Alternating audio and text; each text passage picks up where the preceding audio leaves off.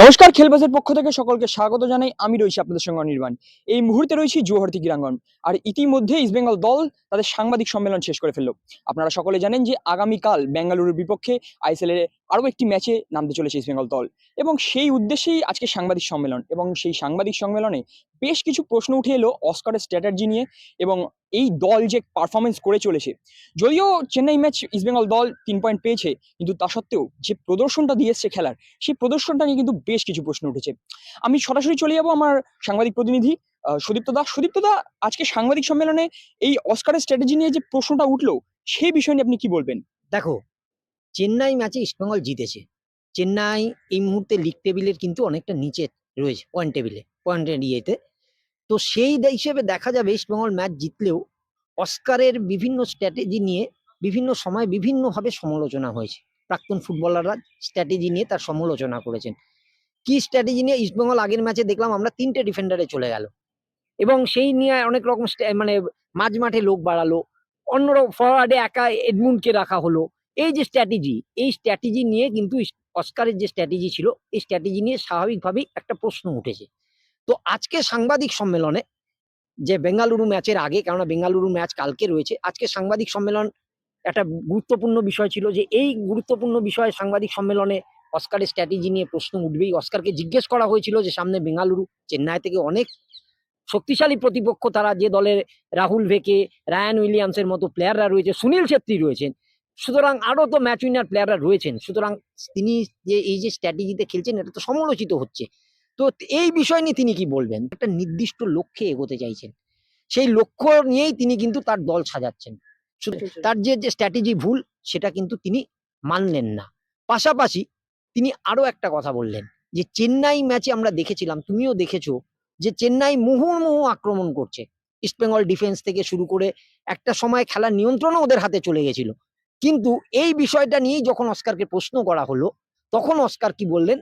না, অস্কার বললেন যে চেন্নাই ম্যাচে ইস্টবেঙ্গলের মাঝমাঠ থেকে ফরওয়ার্ড লাইনের যে মধ্যে যে ডিস্টেন্সটা, সেই ডিস্টেন্সটা যে অনেকটা বেশি হয়ে যাচ্ছিল, তার ফলেই প্রতিপক্ষ দল ওই ফাঁকা জায়গাটা দিয়ে আক্রমণ ছানাচ্ছিল। সেটার দিকে অবশ্যই তিনি এবার নজর দেবেন, কেননা তার হাবভাবে সেটাই বোঝা গেল। তো এই জিনিসগুলো তিনি আজ বেঙ্গালুরু ম্যাচের আগে সাংবাদিক সম্মেলনে বললেন। পাশাপাশি আরেকটা কথা তিনি বললেন, সেটা খুবই গুরুত্বপূর্ণ। আমরা জানি আধুনিক ফুটবলে নির্দিষ্ট কোনো ফুটবলারদের পজিশন হয় না, সেইটার বিষয় কিন্তু তিনি উল্লেখ করলেন আজকে। তিনি চাইলেন, তিনি স্পষ্ট কথায় বলে দিলেন যে তার দলের ফুটবলার, মানে ফার্স্ট 11 যেটা হবে, তিনি এমন ফুটবলারদের খেলাতে চাইছেন যারা সব পজিশনে খেলতে পারে। এটা কিন্তু অস্কার আজকে ভাবে ভাবে বুঝিয়ে দিলেন। বেশ, তাহলে আরেকটা কথা যেটা উঠে এসেছিল সাংবাদিক সম্মেলনে, যে অস্কার সমস্ত, যেটা তুমি বললে যে সমস্ত পজিশনের খেলোয়াড় চাইছে, তা সেক্ষেত্রে কিন্তু কোনো নির্দিষ্ট প্রথম একাদশ খেলাতে পারছেন না, যেটা উনি এখন অব্দি সেট করে উঠতে পারেননি। এক একটা সময় আমরা দেখে আসছি এক এক রকমের চেঞ্জ করছে। লাস্ট ম্যাচে আমরা দেখেছিলাম যে এজেজারি মাঠের বাইরে ছিল প্রথমার্ধে, পরে সে তাকে নামানো হয়। তো সেক্ষেত্রে বেঙ্গালুরুর ম্যাচেও যদি এইরকম ফলাফল থাকে বা এইরকম পদ্ধতিতে দল নামানো হয়, তো সেক্ষেত্রে কি কোনো সমস্যায় পড়তে পারে বলে মনে করছো? দেখো, বেঙ্গালুরু ম্যাচটা কিন্তু অত্যন্ত হাই ভোল্টেজ একটা ম্যাচ। বেঙ্গালুরু এই মুহূর্তে পয়েন্ট টেবিলের অনেকটা, মানে এখন লিগ টেবিলে যেহেতু আইএসএল সিঙ্গেল লেগ, সেহেতু প্রতিটা ম্যাচ ইস্টবেঙ্গল এবং প্রতিটা টিমের কাছে, নট অনলি ইস্টবেঙ্গল, যারা চ্যাম্পিয়ন্স লিগে চ্যাম্পিয়ন হওয়ার জন্য ফাইট করছে, তাদের প্রতিটা ম্যাচ কিন্তু খুব ভাইটাল। কারণ আমরা জানি যে এই মুহূর্তে পয়েন্ট নষ্ট করা মানেই কিন্তু অনেকটা খেতাব জয়ের দূর থেকে অনেকটা দূরে সরে যাওয়া। সুতরাং অস্কারের যে স্ট্র্যাটেজি এই প্রথম একাদশ নিয়ে যে মানে সমালোচনা হচ্ছে, এটা নিয়ে অস্কার কিন্তু স্পষ্ট, তিনি কিন্তু ভাবিত নন। তিনি বলছেন যে আমি তো আমার নির্দিষ্ট লক্ষ্যে এগোচ্ছি। সমালোচনা হচ্ছে ঠিক কথাই, কিন্তু আমি নির্দিষ্ট লক্ষ্যে এগোচ্ছি। সুতরাং আমার যে লক্ষ্য, সেটা কিন্তু আমার পূরণ হলেই হলো।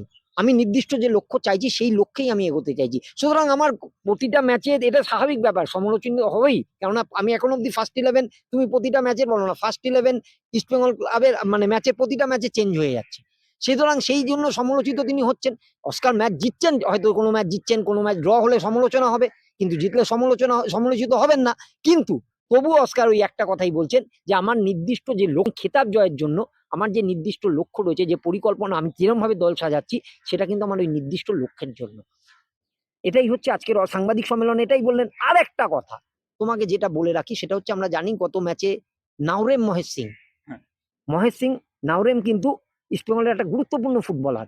সেই নওরেম মহেশ সিং চেন্নাই ম্যাচে নামলেন, তারপর তিনি হাঁটুতে চোট পেয়ে মিনিট 2 একের মধ্যে মাঠ ছেড়ে চলে গেলেন। তিনি আইএসএল থেকে ছিটকে গেছেন। তার যে চোট, তার যে দল থেকে ছিটকে যাওয়া, এটা কিন্তু অস্কারকে চিন্তায় ফেলেছে এবং অস্কার সেটা কিন্তু আজকে সাংবাদিক সম্মেলনে অস্কার সেটা নিজেও স্বীকার করেছেন যে মহেশের ছিটকে যাওয়াটা আমার দলের কাছে একটা বড় ক্ষতি। অনির্বাণ। বেশ বেশ সুদীপ্ত দা, এই সাংবাদিক সম্মেলন নিয়ে বিস্তারিত তথ্য আপনি জানালেন, এবং তার সাথে সাথে আমি আরো একটি আপডেট দিয়ে রাখি। সাংবাদিক সম্মেলনের পর প্রথম 15 মিনিট দেওয়া হয় অনুশীলন দেখার জন্য, এবং সেইখানে আমরা দেখলাম যে মোহাম্মদ রাশিদ তিনিও কিন্তু সাইড লাইনে রয়েছেন। দলের সঙ্গে মাঠে নামলেও তিনি কিন্তু দলের সঙ্গে অনুশীলন করছেন না, মাঠের সাইড লাইনে রয়েছেন তিনি।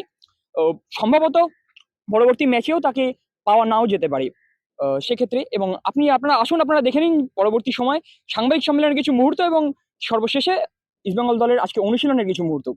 I just answer this in a way that I say that in Chennai it was 40 degrees, it was a lot of humidity, we played 15 or 20 minutes of beautiful football, total domination, but once we scored the goal, we kept our shape very high, and when you are high, you have to press, you have to be compact, and you need to go for 1-1 to mark in person individual marking.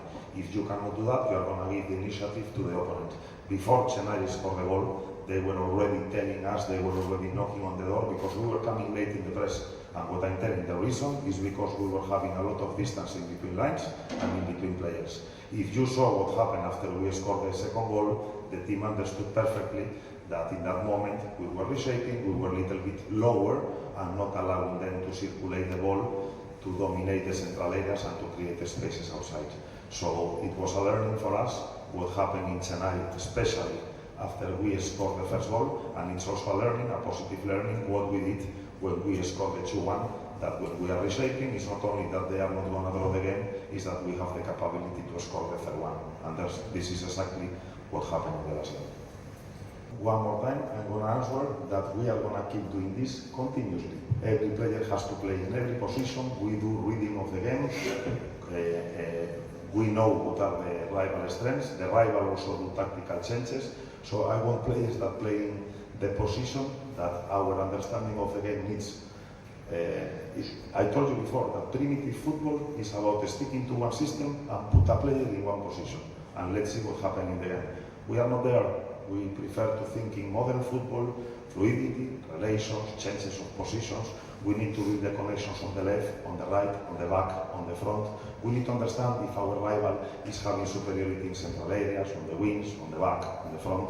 So we are going to keep adjusting players, formations, depending on the demands of the game. This is the way I understand football. In my last years, it worked well. And I think that is the reason why East Bengal signed me, to have that understanding of the game that is not close to primitive. Too much.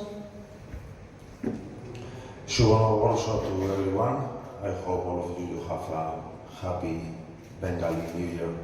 First of all, my words go to our captain Mahesh, that as you know, he suffered an injury in the last game, and he's not only an important player, but a leader in the dressing room, and unfortunately, we are going to miss him for the rest of the season. Regarding the red card and the revocation from the IFF, the first thing I want to say on this is that I believe in integrity and that everybody is trying to do the things well. Yesterday we did an integrity workshop in our dressing room with all our players, and I think that this goes towards professionalism. Say that the decision is wrong, the timing of the decision is wrong, and the disciplinary sanctions has to be consistent. So I believe that when one game finishes, the decisions are there. All of us made mistakes, coaches, players, referees. You saw what happened in the last game with one of the title contenders, a terrible mistake in the last action in the box, and the 3 points go to them. But that is a referee thing that we need to understand.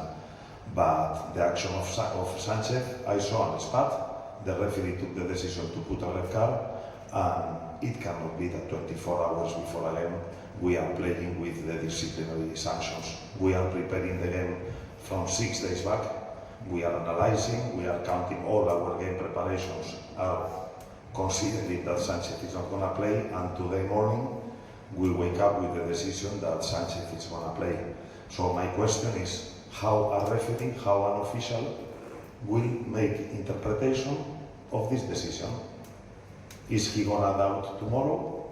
Is he gonna have fear? Is he gonna be conditioned to try to do things on the pitch? So it cannot be like this. The timing is wrong, the decision is wrong, and if we are playing with the disciplinary actions, is a mess. It's something that is not serious and will make the league less professional. And actually, the decisions usually go to title contenders, and this is something that the AIFF definitely have to watch.